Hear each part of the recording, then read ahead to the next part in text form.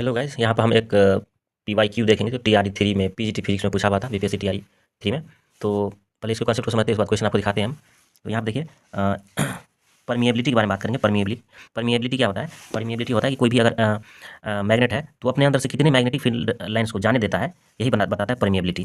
Permeability suppose एक magnet है तो अपने अंदर से कितनी मैग्नेटिक फील्ड लाइन्स को ये पास करने देगा, कितना इजीली पास करने देगा, यही बताता है परमिएबिलिटी। परमिएबिलिटी को म्यू से डिनोट करते हैं।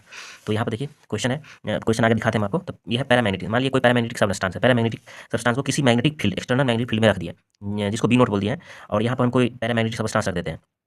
तो पैरामैग्नेटिक सब्सटेंस है तो ये इसका मतलब है थोड़ा बहुत ये मैग्नेटाइज हो सकता है, थोड़ा मैग्नेटिक प्रॉपर्टी है, तो इसकी थोड़ा बहुत मैग्नेटिक प्रॉपर्टी होगा। मान लीजिए BM बोल देते हैं, तो इसका टोटल मैग्नेटिक फील्ड कितना हो जाएगा? बी इक्वल टू लिखेंगे अगर तो BM प्लस बाहर वाला magnetic field B note, total magnetic field हो गया। अगर इसका परमिएबिलिटी निकाले, परमिएबिलिटी म्यू आर बोलते हैं, रिलेटिव परमिएबिलिटी, तो म्यू आर निकालेंगे तो कितना हो जाएगा? ये फॉर्मूला होता है कि टोटल मैग्नेटिक फील्ड, तो टोटल मैग्नेटिक फील्ड B बट्टा हो गया external magnetic field B note. तो ये इसका फॉर्मूला हो गया परमिएबिलिटी का। तो अगर हम ये टोटल मैग्नेटिक फील्ड में अगर म्यू B नोट से डिवाइड करेंगे तो कितना आएगा म्यू? तो 100% ये एक से ज़्यादा आएगा, थोड़ा ज़्यादा आएगा एक से, क्योंकि ये दोनों को जोड़ के इतना आ रहा है और ये B नोट से इसमें डिवाइड कर रहा है, तो एक से ये ज़्यादा आएगा। इसका मतलब हो गया पैरामैग्नेटिक सब्सटेंस के लिए, जो पैरामैग्नेटिक सब्सटेंस होता है उसके लिए परमिएबिलिटी एक से ज़्यादा होता है। अब देखिए एग्जाम में एक से थोड़ा ज़्यादा होता है।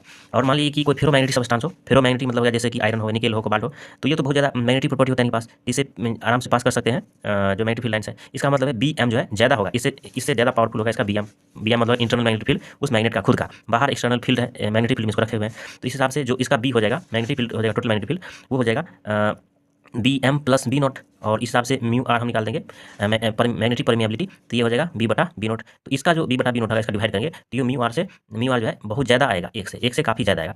तो इसमें तो थोड़ा ज़्यादा आएगा और इसमें एक से बहुत ज़्यादा आएगा। ये फेरोमैग्नेटिक सब्सटेंस के लिए तो एग्जाम में ये पूछा हुआ था। ये क्वेश्चन देखिए, इस पर पूछा हुआ था, यहाँ पर देख सकते हैं TRE 4 में ये क्वेश्चन पूछा हुआ है। आपको हम जूम करके दिखा देते हैं। TRE 4 में ये क्वेश्चन पूछा हुआ आया हुआ है, यहाँ पर देख सकते हैं कि पूछ रहा है कि the permeability of a paramagnetic substance is slightly less than of vacuum. Vacuum का मतलब क्या? 1। परमिएबिलिटी वैक्यूम का 1 होता है। तो अभी देखिए स्लाइटली लेस बोला, एक से कम, ये तो नहीं होगा। स्लाइटली मोर देन 1, पैरामैग्नेटिक का सब्सटेंस का भी बोले स्लाइटली मोर देन 1। तो देखिए अभी स्लाइटली मोर देन 1 है ना, ये बताया आपको कि एक से ज़्यादा होता है पैरामैग्नेटिक सब्सटेंस। वैक्यूम का एक होता है, तो एक से ज़्यादा है, थोड़ा सा ज़्यादा है, और फेरोमैग्नेटिक का एक से ज़्यादा होता है, बहुत ज़्यादा होता है।